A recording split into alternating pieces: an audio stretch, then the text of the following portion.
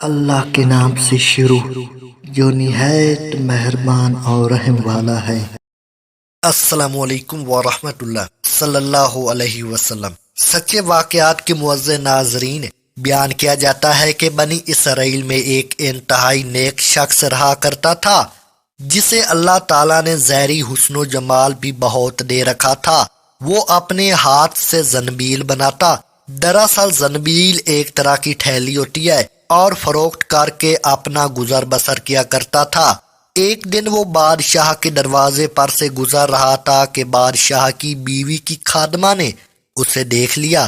اس خادمہ نے جا کر ملکہ سے کہنے لگی کہ یہاں ایک آدمی ہے کہ ایسا حسین شخص کبھی نہیں آپ نے دیکھا ہوگا، زنبیل فروخت کرتا پھر رہا ہے۔ ملکہ نے حکم دیا میرے پاس لاؤ اسے لایا گیا تو اسے دیکھتے ہی ملکہ اس پر فدا ہو گئی۔ کہنے لگی زنبیلے پھینک دے اور یہ چادر سنبھال۔ باندی سے کہا تیل اور خوشبو وغیرہ لا، ہم اس سے اپنی حاجت پوری کریں گے۔ اور عابد سے کہنے لگی کہ اب تجھے زنبیلے بیچنے کی کوئی ضرورت نہیں، اب تم بہت ہی امیر شخص بن جاؤ گے۔ عابد بار بار انکار کرتا رہا۔ کہنے لگی کہ اگر تو یہ کام نہیں کرنا چاہتا تو اس کے بغیر یہاں سے باہر بھی نہیں جا سکتا، اور دروازے بند کرنے کا حکم دے دیا۔ عابد نے یہ حال دیکھا تو کہنے لگا کیا تمہارے محل کے اوپر کوئی ضرورت کی جگہ ہے؟ کہنے لگی ہاں۔ باندی کو حکم دیا کہ اس کے لیے پانی وغیرہ اوپر لے جا۔ یہ عابد شخص کسی نہ کسی بہانے سے اوپر چھت کے ایک کونے کی طرف گیا۔ دیکھا کہ محل بہت اونچا ہے، کوئی ایسی چیز نہیں جس کے ذریعے محل سے نیچے اتر جائے، اور آخر اپنے نفس سے باتیں کرنا شروع کر دی کہ تو 70 برس سے اپنے رب کریم کی رضا کی طلب میں لگا رہا، رات دن اسی کی عبادت میں گزرتے تھے، تجھ پر آج ایک ایسی شام آئی ہے جو تیری اس تمام محنت کو ضائع کر دے گی۔ واللہ تجھ سے بڑھ کر کوئی بدبخت نہ ہوگا اگر یہ شام تیرے اعمال کو ضائع کر دے گی۔ آخر اللہ کو کیا منہ دکھائے گا؟ قرض اسی طرح سے وہ اپنے آپ کو خطاب کرتا رہا اور آپس میں باتیں کرتا رہا۔ آخر کار اس نے اس بلندی سے کود جانے کا فیصلہ کر لیا۔ تو جو ہی وہ محل کی بلندی سے کودنے لگا تو اللہ عز و جل نے حضرت جبرائیل علیہ السلام کو ندا دی۔ انہوں نے لبیک کہہ کر جواب دیا۔ ارشاد ہوا میرا بندہ میری مصلحت اور ناراضگی سے بچنے کے لیے جان کی بازی لگا رہا ہے، جا اپنے پروں سے اس کو تھام لے اور اسے ذرا بھی تکلیف نہ ہونے پائے۔ چنانچہ جبرائیل علیہ السلام نے اپنا پر پھیلایا، اسے پکڑ کر یوں زمین پر رکھ دیا جیسے ایک مہربان باپ بیٹے کو رکھتا ہے۔ اس کے بعد عابد یہاں سے سیدھا گھر گیا، زنبیلے وغیرہ وہیں رہ گئی۔ سورج غروب ہو رہا تھا، بیوی کہنے لگی زنبیلوں کی قیمت کہاں ہے؟ کہنے لگا آج تو ان کا کچھ نہیں ملا۔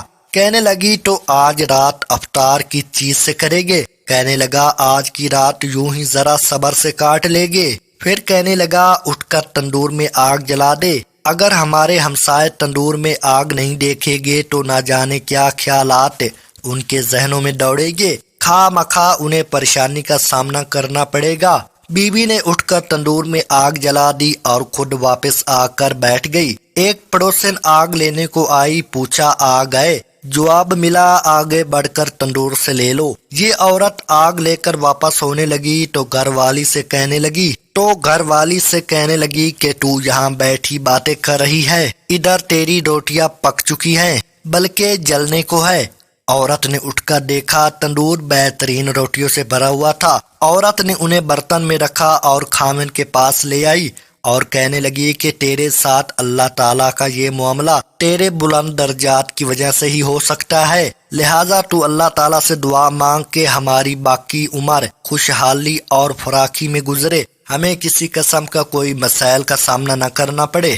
عابد کہنے لگا اسی حال پر صبر اچھا ہے، مگر عورت کا اصرار بڑھتا گیا، حتیٰ کہ عابد نے دعا کرنے کا وعدہ کر لیا۔ آدھی رات کو اٹھ کر نماز پڑھی اور اللہ تعالیٰ سے دعا مانگنے لگا کہ اے اللہ عز و جل، میری بیوی کا اصرار اور تقاضا یہ ہے کہ اس کو باقی عمر میں خوشحالی اور فراخی عطا فرما۔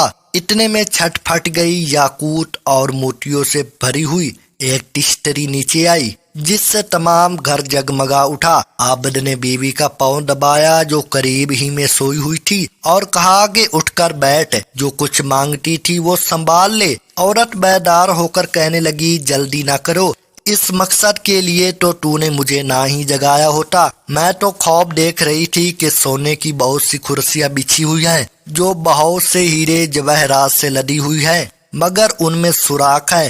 میں نے پوچھا یہ کرسیاں کس کی ہیں؟ جواب ملا یہ تیرے خاوند کے بیٹھنے کے لیے ہے۔ میں نے پوچھا یہ سوراخ کیا ہے؟ جواب ملا یہ وہی نقص اور کمی ہے جو دنیا کی جلد بازی کی وجہ سے واقع ہوئی ہے۔ تو میں نے کہا کہ میں کسی ایسی چیز کی خواہش نہیں رکھتی جس سے تیری نشست گاہ میں نقص پیدا ہو، لہٰذا اپنے رب سے اسے واپس کرنے کی دعا کر لو، میں پوری عمر ایسے ہی سادگی میں گزاروں گی۔ عابد نے دعا کی اور تشتری واپس چلی گئی۔ سبحان اللہ، کیا شان اللہ کے نیک ولیوں کی، سبحان اللہ۔ بے شک جو اللہ کے خوف سے اپنے آپ کو نفسانی خواہشات سے بچاتا ہے تو اللہ تعالیٰ یقیناً اس کی مدد فرماتا ہے۔ اللہ پاک سے دعا ہے کہ اللہ پاک ہمیں اس واقعہ سے سبق حاصل کر کے اس پر عمل کرنے کی توفیق عطا فرمائے، آمین ثم آمین۔ اگر آپ کو ہمارے سچے واقعات کی ویڈیوز اچھی آ رہی تو براہ مہربانی چینل کو لائک، سبسکرائب اور کمنٹ کر دینا۔ میں آپ کے لیے ایسی خوبصورت ویڈیوز بناتا رہتا ہوں۔ نیکسٹ ملیں گے، تب تک کے لیے